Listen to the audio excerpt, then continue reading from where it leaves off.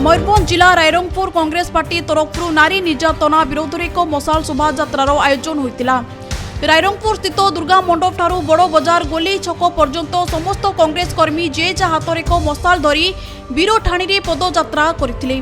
उक्त पदयात्रा पूर्वतन विधायक लक्ष्मण माझी, सांभाई, प्रहलाद पूर्ति, बसंत पट्टनायक, अशोक अग्रवाल, रूपक महांती तथा समस्त कांग्रेस कर्मी वृंद उपस्थित थिले। विधायक बहरदा आज आम कांग्रेस दल तरफ श्रीजुक्त भक्तचरण दास नेतृत्व निर्देश मशाल शोभायात्रा करा रायरंगपुर ब्लॉक और म्युनिसिपालिटी सम्मिलित कार्यक्रम थिला।